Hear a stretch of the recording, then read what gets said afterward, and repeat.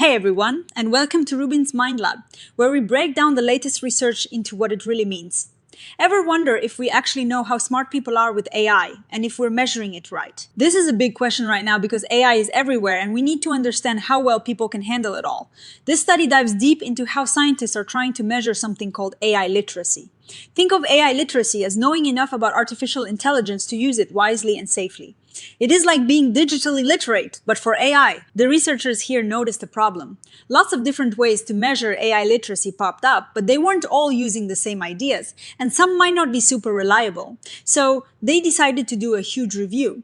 They looked at dozens of studies, all about measuring AI literacy, to see what is out there, how people are thinking about it, and how good the measurement tools are. Imagine sifting through tons of research papers to find the ones that actually created or tested tools to measure AI smarts.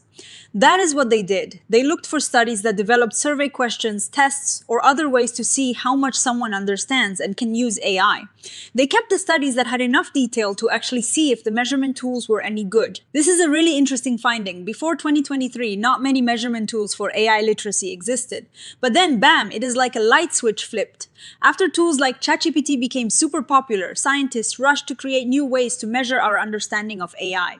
This tells us how fast things are changing and how important this topic has become. So what are these measurement tools looking for? Most of them agree on a few key things. First, basic knowledge about AI, like understanding what it is and how it works. Second, ethical awareness, thinking about the right and wrong of AI, like fairness and privacy. And third, practical engagement, actually being able to use AI tools. It's not just about knowing things, but also about acting responsibly. Now, here's where the unevenness comes in. Many studies focused on whether the parts of their measurement tool fit together well, and if the tool gave consistent results. These are important, but the researchers found that evidence for other crucial things was weaker. Evidence for whether the tool actually measured what it was supposed to measure, content validity, whether it related to real, world performance, criterion validity, and whether it worked the same way for different groups of people, cross-cultural validity, was much less common. Another big finding is how they are measuring AI literacy. Most of the tools are surveys where people rate their own knowledge or confidence. Think of it like asking, how good are you at using AI?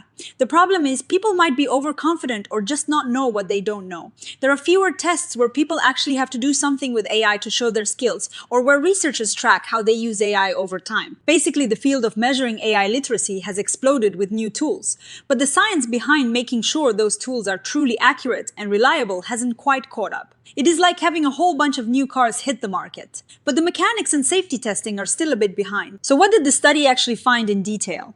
They looked at when these tools were made, who they were for, and where in the world they came from. The number of tools really took off, especially after generative AI like ChatGPT became a big deal.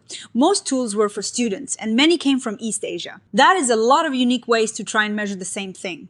It shows the excitement and urgency in the field. As we mentioned, knowledge about AI and thinking about ethics were the most common pieces of the puzzle across these instruments. This means most researchers agree that you can't be AI literate without understanding the tech and the impact. Then comes being able to use AI tools and being able to judge if the AI's output is good or reliable. This is super important, especially with all the AI-generated content out there. How do you know if what the AI says is true or useful? When creating these measurement tools, most researchers started by looking at what already existed, other papers, definitions, and existing scales. This is a standard way to begin. This is a key methodological point. Most studies defined what AI literacy meant to them before they wrote their questions. That is good, but a lot fewer provided solid proof that their questions were actually relevant and covered everything they were supposed to, or that people understood the questions as intended. This is a big gap. Comprehensiveness means covering all the important parts of AI literacy. Most tools didn't show that they managed to do this. It is like trying to describe a whole city using only a few streets. You miss a lot. And only a small percentage showed that the people taking the test actually understood the questions the way they were meant. This is crucial for getting accurate results. When you put all the checks for content validity together, relevance, comprehensiveness, and comprehensibility, the evidence for most tools was weak. This means we can't be completely sure that these tools are truly measuring AI literacy in a robust way. On a more positive note, the structural validity, meaning how well the different parts of the measurement tool fit together statistically, was often pretty good. This is likely due to the common use of methods like factor analysis, which looks at these relationships. Many tools also showed good internal consistency, meaning they give consistent results. This is often measured using things like Cronbach's alpha. But the researchers remind us, good consistency doesn't mean the tool is measuring the right thing, just that it is measuring something reliably. This is a significant weakness. Construct validity is about checking if the scores from the AI literacy tool actually relate to other things they should theoretically be related to. For example, if someone scores high on AI literacy, should they also be better at certain AI-related tasks? Many studies didn't test this. This is a really big deal. Criterion validity compares your AI literacy scores to a real-world outcome or a gold standard measure. For example, does your AI literacy score predict how well you perform on a complex AI task? The study found almost no evidence of this. This means we lack benchmarks to really know what a high score on an AI literacy test actually means in terms of actual capability. While many new instruments are being translated and used in different countries, very few studies have rigorously checked if these translated versions actually measure the same thing across cultures.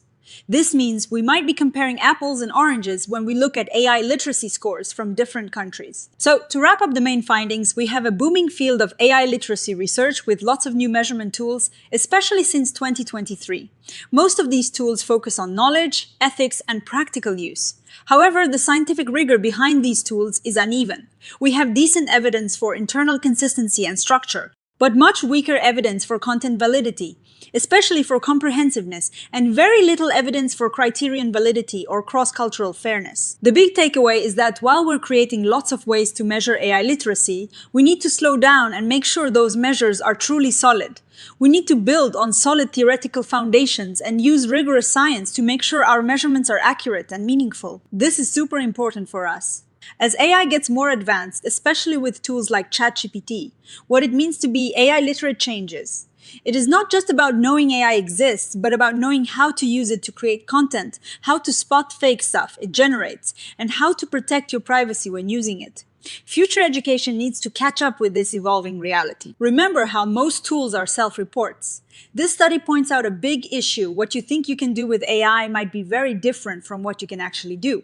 We need more tests that ask people to perform tasks, not just rate themselves. So, AI literacy isn't just one simple thing. It is complex. It includes what you know, how you act, your ethics, and how you interact with the technology. It changes over time and with new AI developments. We need to think of it as a layered skill. This is a direct call to action for teachers and educators.